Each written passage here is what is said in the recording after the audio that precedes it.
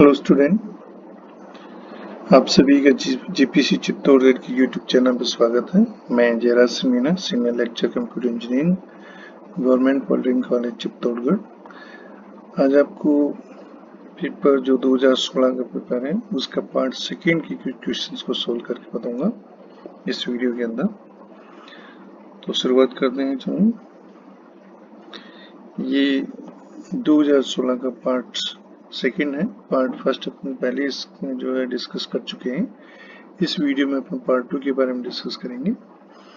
ये मैक्सिमम 3 घंटे का आता है और इसके जो है मैक्सिमम मार्क्स 70 होते हैं।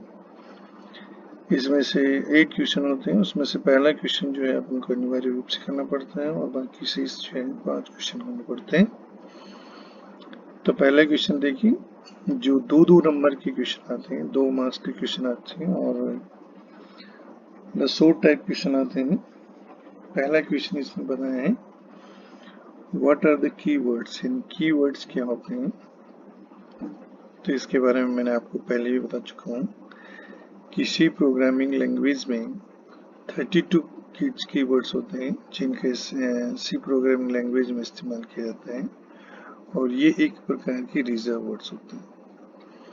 तो इसका आंसर आपको ये लिखना है कि कीवर्ड जो है एक प्रकार के रिजर्व वर्ड होते हैं और उनका एक स्पेशल मीनिंग होता है और ये कमांड भी हो सकते हैं और पैरामीटर्स भी हो सकते हैं। और ये 32 यानी 32 प्रकार के कीवर्ड्स अपन इसमें यूज में लेते हैं इसी में, जिनका मैंने यहाँ सारे जितने भी 32 कीवर्ड्स हैं यहाँ पर आपको बता दिए हैं कौन कौन से हैं। आपको जितने याद है उसमें लिख सकते हो, कोई दिक्कत नहीं, सभी लिखने की कोई जरूरत नहीं है। दूसरा है पॉइंटर के लाभ लिखिए। Right the advantage of the pointer. सबसे पहले तो ये देखना है कि पॉइंटर क्या है। यहाँ समझने के हिसाब से मैंने डिटेल में लिखा है, आपको जरूरी नहीं है कि इतनी पूरी डिटेल में आपको जो है इसका आंसर देना जरूरी है। यहाँ सिर्फ आपको पूरी डिटेल इसलिए दी है ताकि इस माने आप इससे संबंधित कोई भी अगर कोई क्वेश्चन आता है तो आप उसका आंसर दे सकते हो। तो पॉइंटर एक प्रकार के वेरिएबल है जो एड्रेस को कंटेन करता है। जो मैं वेरिएबल दे रखा है, एक pointer is a variable that contain an address which is a location of another variable, यानी उस मेमोरी के अंदर दूसरी वेरिएबल की लोकेशन को इंडिकेट करता है। तो पॉइंटर भी एक प्रकार का वेरिएबल है, तो इसको भी दूसरी मेमोरी लोकेशन में स्टोर कर सकते हैं क्योंकि खुद भी क्या है, एक वेरिएबल है, तो ये भी मेमोरी की किसी दूसरे लोकेशन पर स्टोर किया जाता है। तो पॉइंटर की क्या क्या एडवांटेज हैं? पहला एडवांटेज है कि ये लेंथ यानी प्रोग्राम की लेंथ और कॉम्प्लेक्सिटी को रिड्यूस करता है और एग्जीक्यूशन स्पीड को इंक्रीज करता है। और फंक्शन के बाहर अगर कोई वेरिएबल डिफाइन किया गया है तो उसको भी पॉइंटर की सहायता से अपन एक्सेस कर सकते हैं। और डाटा टेबल्स के अंदर जो है को हैंडल करने के लिए पॉइंटर इफिशिएंटली यूज में लिए जा सकते हैं। और पॉइंटर का एक और यूज होता है कि डायनेमिक मेमोरी लोकेशन में उपयोग में लिए जाते हैं और स्ट्रिंग और एरे के अंदर भी इनका एफिशिएंटली उपयोग किया जाता है। थर्ड है, देखिए थर्ड क्वेश्चन कौन सा है, स्ट्रक्चर और यूनियन के बीच में क्या अंतर है। तो हम ये देखेंगे कि स्ट्रक्चर और यूनियन, जब अपने स्ट्रक्चर और यूनियन के बारे में मैंने आपको पढ़ाया था, तो स्ट्रक्चर और यूनियन के बीच में सिर्फ एक ही डिफरेंस है मेन, कि स्ट्रक्चर का जो मेंबर होते हैं उनके लिए अलग अलग स्टोरेज एरिया होते हैं, यानी प्रत्येक मेंबर एक यूनिक स्टोरेज एरिया रखते हैं, जबकि यूनियन के अंदर मेमोरी लोकेशन जो है वो सभी मेंबर के द्वारा शेयर की जाती है। तो ये मेन इसका डिफरेंस है कि इसमें सभी मेंबर जो है एक ही सेम मेमोरी लोकेशन को शेयर करते हैं, जबकि स्ट्रक्चर के अंदर प्रत्येक मेंबर को एक यूनिक स्टोरेज जो है असाइन किया जाता है या उनके द्वारा एक यूनिक स्टोरेज एरिया ऑक्यूपाई किया जाता है। चौथा क्वेश्चन है, ब्रेक स्टेटमेंट का उपयोग क्या है। What is the use of break statement. तो ब्रेक स्टेटमेंट का देखिए अपन ने ये किसी भी लूप के अंदर इसमें इसका प्रयोग किया जाता है ब्रेक स्टेटमेंट का। जब भी ये ब्रेक आता है तो लूप जो है इमीडिएटली टर्मिनेट हो जाता है। और ये जनरली स्विच स्टेटमेंट में अपने इसका उपयोग देखते हैं कि जैसे ही एक केस जो है वो हर एक केस के साथ ब्रेक स्टेटमेंट का प्रयोग किया जाता है। जैसे ही वो स्टेटमेंट एग्जीक्यूट होते हैं और जो लूप है वो वहां से कंट्रोल किया हो जाएगा, टर्मिनेट होकर के बाहर निकल जाएगा। तो इसका प्रयोग जो है लूप में किया जाता है और स्विच स्टेटमेंट के साथ इसका प्रयोग किया जाता है। पांचवा क्वेश्चन है ग्लोबल चर क्या होता है, व्हाट इज ग्लोबल वेरिएबल। तो ग्लोबल वेरिएबल क्या होते हैं, देखिए ग्लोबल वेरिएबल्स ऐसे वेरिएबल होते हैं जो प्रोग्राम के अंदर किसी भी फंक्शंस के द्वारा उपयोग में किया जा सकता है, यानी throughout the life of program ये इसकी वैल्यू इसमें ग्लोबल वेरिएबल के अंदर वैल्यू रहती है, मतलब वो चेंज नहीं होती है। एक बार अगर अपन डिफाइन कर दिया तो पूरी होल प्रोग्राम में जब तक उसका एग्जीक्यूशन होता है प्रोग्राम का तब तक उसकी वैल्यू होल्ड रहती है। और ये उस प्रोग्राम के अंदर किसी भी फंक्शंस के द्वारा इसको असेस किया जा सकता है। तो इसलिए इसको ग्लोबल वेरिएबल कहते हैं, यानी global variable can be accessed by any function in the program. अब ये पहला क्वेश्चन के 5 जो छोटे छोटे क्वेश्चन होते हैं 2-2 नंबर के, इनको अपन ने सोल्व किया है। नेक्स्ट दूसरा नंबर का क्वेश्चन है, ये अब 12 नंबर का क्वेश्चन होता है और 6 इसके 2 पार्ट होते हैं और प्रत्येक पार्ट जो है वो 6 मार्क का होता है। जैसे सेकंड क्वेश्चन में देखिए आप, सी भाषा की विशेषता को वर्णन कीजिए, यानी write the feature of the C language. तो सी लैंग्वेज के कौन कौन से हैं, इसको थोड़ा आपको विस्तृत में जो है एक्सप्लेन करना पड़ेगा क्योंकि ये 6 मार्क्स का है। तो यहाँ पर अपन देखिए फीचर्स ऑफ द लैंग्वेज, ये अपन ने 10 प्रकार के फीचर्स इसको दिए हैं। सिंपल है, memory management, fast pointer, recursion, extendable, rich library, structure, mid level and portable. ये 10 प्रकार के फीचर्स हैं, इनका अपन डिटेल में देखिए हम। पहला है सिंपल, यानी सी लैंग्वेज एक सिंपल लैंग्वेज होती है, मतलब स्ट्रक्चर्ड अप्रोच इसके अंदर इस्तेमाल किया जाता है। और rich set of library, rich set of library का मतलब है इसमें फंक्शन और डाटा टाइप बहुत सारे होते हैं। दूसरे हैं मशीन इंडिपेंडेंट, जो सी लैंग्वेज है ये मशीन इंडिपेंडेंट होती है और पोर्टेबल होती है, यानी किसी भी मशीन के ऊपर आप इसको एग्जीक्यूट कर सकते हो। तीसरा फीचर है मिड लेवल प्रोग्रामिंग लैंग्वेज, यानी ये न तो लो लेवल लैंग्वेज में गिनी जाती है और न ही हाई लेवल लैंग्वेज में आती है। दोनों जो कंबाइंड इनके फीचर्स होते हैं, लो लेवल लैंग्वेज के भी फीचर्स हैं और हाई लेवल लैंग्वेज के फीचर्स भी इसमें होते हैं, इसलिए इसको मिड लेवल प्रोग्रामिंग लैंग्वेज कहा जाता है। चौथा इसका है स्ट्रक्चर्ड प्रोग्रामिंग लैंग्वेज, यानी स्ट्रक्चर प्रोग्रामिंग एक प्रकार की स्ट्रक्चर प्रोग्रामिंग लैंग्वेज होती है। इसका मतलब ये होता है कि किसी भी जो प्रोग्राम होता है उसको अपन छोटे छोटे फंक्शंस के ऊपर ब्रेक कर देते हैं और इससे क्या होता है कि प्रोग्राम को समझने में और उसको मॉडिफाई करने में आसानी होती है। तो सी प्रोग्राम जो है वो फंक्शंस के रूप में लिखते हैं। एक प्रोग्राम के अंदर एक से अधिक फंक्शन होते हैं, यानी कम से कम एक फंक्शन तो होता है, उससे ज्यादा फंक्शन भी हो सकते हैं। तो प्रोग्राम को अपन यहाँ फंक्शंस के रूप में प्रयोग कर देते हैं ताकि उसको इजीली अंडरस्टैंड और मॉडिफाई किया जा सके। पांचवा फीचर है इसका रिच लाइब्रेरी का, यानी इस सी प्रोग्रामिंग लैंग्वेज में बहुत सारे इनबिल्ट फंक्शंस होते हैं और इसलिए ये एक तरह से रिच लाइब्रेरी है, इसकी विशेषता होती है। और छठी इसकी विशेषता है मेमोरी मैनेजमेंट, यानी सी प्रोग्रामिंग लैंग्वेज जो है वो डायनेमिक मेमोरी एलोकेशन की सपोर्ट करती है। इसका मतलब ये है कि एग्जीक्यूशन के टाइम अपन मेमोरी की साइज को चेंज कर सकते हैं, मतलब घटाया बढ़ाया जा सकता है। और फिर जो एलोकेटेड मेमोरी है उसको फ्री भी किया जा सकता है फ्री फंक्शंस के द्वारा। हमने बढ़ा कि जब डायनेमिक मेमोरी लोकेशन में जब एक बार मेमोरी का एलोकेट कर दिया जाता है तो उसको दोबारा यूज में लेने के लिए फ्री फंक्शंस के द्वारा उसको एलोकेटेड मेमोरी को फ्री किया जा सकता है। साथ ही इसके हैं स्पीड, यानी सी लैंग्वेज के अंदर कंपाइलेशन और एग्जीक्यूशन जो टाइम है बहुत ही फास्ट होता है, और ये इसलिए होता है क्योंकि इसमें इनबिल्ट फंक्शंस होते हैं बहुत सारे, और इसके कारण इसकी जो एग्जीक्यूशन टाइम है और कंपाइलेशन टाइम दोनों कम हो जाते हैं, रिड्यूस हो जाते हैं। इसका मतलब फास्ट होता है। आठवें है इसका पॉइंटर, यानी सी लैंग्वेज जो है वो पॉइंटर भी ये उपलब्ध करवाती है, प्रोवाइड करवाती है, और ये डायरेक्टली जो है वो मेमोरी के साथ इंटरेक्ट कर सकते हैं पॉइंटर के द्वारा। और पॉइंटर का इस्तेमाल अपन मेमोरी में स्ट्रक्चर, फंक्शन और एरे सभी में कर सकते हैं।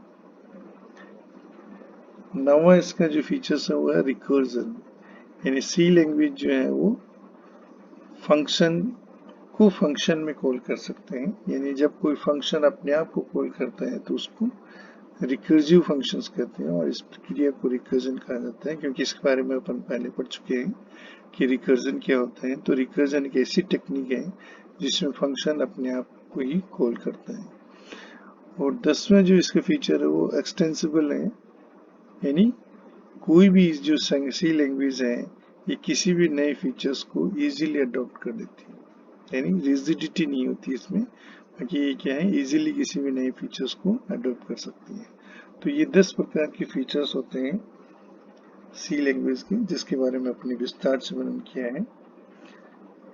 दूसरा जो क्वेश्चन है उसका सेकेंड पार्ट देखिए, explain the main data type use in C language. C language के अंदर कौन कौन से मुख्य डाटा टाइप्स का प्रयोग किया जाता है। तो इसमें आप देखिए, जब अपने डाटा टाइप्स के बारे में पढ़ा होगा तो जनरली सी प्रोग्रामिंग लैंग्वेज के अंदर 3 प्रकार की डाटा टाइप्स का प्रयोग किया जाता है। पहले तो अपन को ये समझना है कि डाटा टाइप्स क्या होते हैं।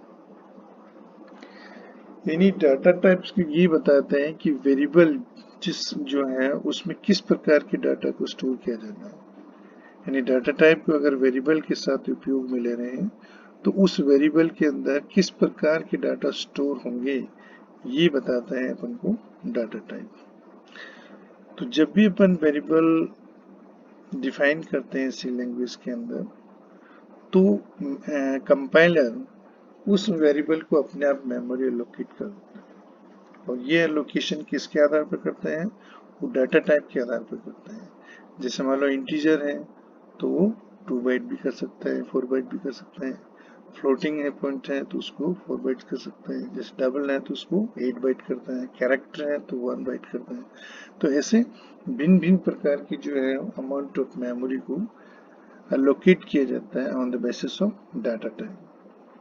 तो यहाँ डाटा टाइप को अपन 3 कैटेगरी के अंदर डिवाइड करते हैं। पहला है प्रिमिटिव डाटा टाइप या इनबिल्ट डाटा टाइप। ये इनबिल्ट या प्री डिफाइंड डाटा टाइप भी कहते हैं, क्योंकि ये सी लाइब्रेरी के साथ इसको उपलब्ध कराया जाता है, और ये बेसिक डाटा टाइप होते हैं, जैसे इंटीजर है, फ्लोट है, कैरेक्टर है। These are called primitive data types. और ये इनके जैसे कीवर्ड होते हैं INT, CHR। तो जनरली ये जैसे बुलियन है, ये यहाँ पर उदाहरण दिए हैं। जैसे कैरेक्टर है तो कैरेक्टर टाइप डाटा जो है वो कैरेक्टर को स्टोर करने के काम आता है, और इसके साथ CH नाम का कीवर्ड इस्तेमाल होता है, और इसकी क्या साइज होती है, 1 बाइट इसकी स्पेस होती है। दूसरा है बुलियन डाटा टाइप भी जो है जनरली लॉजिकल वैल्यूज को स्टोर करता है, यानी ट्रू और फॉल्स। अगर ट्रू है तो 1 और फॉल्स है तो 0, और इसका कीवर्ड क्या होगा, बुल होगा। ऐसे ही फ्लोटिंग पॉइंट होते हैं। फ्लोटिंग पॉइंट डाटा टाइप जो होते हैं वो सिंगल फ्लोटिंग पॉइंट को स्टोर करने के काम आते हैं। डेसिमल वैल्यूज होती है उसको स्टोर करते हैं, और इसके साथ फ्लोट नाम के कीवर्ड जो होता है ये फ्लोट उसका इस्तेमाल करते हैं। जैसे देखिए ये फ्लोट ये कीवर्ड है जिसका प्रयोग किया जा रहा है, और इसकी जो मेमोरी स्पेस होती है वो 4 बाइट की होती है। ऐसे ही फिर डबल है। Double floating point data type जो है वो डबल प्रिसिशन जो वैल्यू फ्लोटिंग पॉइंट है उसको स्टोर करने के काम आता है, डेसिमल वैल्यूज को, और इसके साथ डबल कीवर्ड का प्रयोग किया जाता है, और ये इसकी जो मेमोरी स्पेस होती है वो 8 बाइट की होती है। ऐसे ही वॉइड है। वॉइड भी एक प्रकार का डाटा टाइप है। इसका मतलब होता है कि विदाउट एनी वैल्यू, यानी किसी प्रकार की वैल्यू नहीं होती है। ये केवल वैल्यूलेस एंटिटी को रिप्रेजेंट करता है। अगर वॉइड डाटा टाइप किसी फंक्शन या किसी को लिख दिया तो इसका मतलब होता है कि वो किसी प्रकार की वैल्यू को रिटर्न नहीं कर रहा है।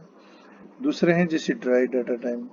ड्राई डाटा टाइप होते हैं जो प्रिमिटिव या बुल्ट इन फंक्शन से ड्राई किए होते हैं। जैसे यहाँ पर अपन 4 प्रकार के मेन फंक्शन है, ये डाटा टाइप है। पहला है फंक्शन, एरे, पॉइंटर और रेफरेंस। तो पहले फंक्शन के बारे में देखते हैं। फंक्शन क्या है? Function is a block of the program segment, यानी स्टेटमेंट का एक ब्लॉक, एक ग्रुप होता है, उसको अपने ब्लॉक करने हैं और ये किसी भी प्री डिफाइंड टास्क को परफॉर्म करना है। तो फंक्शन जो है जनरली सेम लाइन की कोडिंग को अगर बार बार अपन रिपीट करें, जैसे किसी चीज को बार बार अगर फंक्शन कॉल करना होता है या बार बार किसी ग्रुप ऑफ स्टेटमेंट को अपन कॉल कर रहे हैं, तो उसके लिए अपन से एक अलग से फंक्शन डिफाइन कर देते हैं और जहां भी जरूरत पड़ती है उस फंक्शन को अपन कॉल कर लेते हैं। तो ये फंक्शन जो टाइप, ये भी एक प्रकार का क्या है? ड्राई डाटा टाइप कहलाता है। दूसरा है एरे। एरे जो है ये क्या है? एक कंटिन्यूस मेमोरी लोकेशन के अंदर अगर अपन बहुत सारे डाटा को कलेक्ट करके उसको स्टोर करें तो वो एरे कहलाता है। और एरे के अंदर सेम डाटा टाइप की जो आइटम्स होते हैं उन्हीं को अपन स्टोर कर सकते हैं और ये एक वेरिएबल के द्वारा रिप्रेजेंट किए जाते हैं, जैसे डाटा टाइप या एरे नेम और उसकी साइज। और अपने बड़ा था कि एरे जो है वो 1 डायमेंशन हो, 2 डायमेंशन या मल्टी डायमेंशन हो।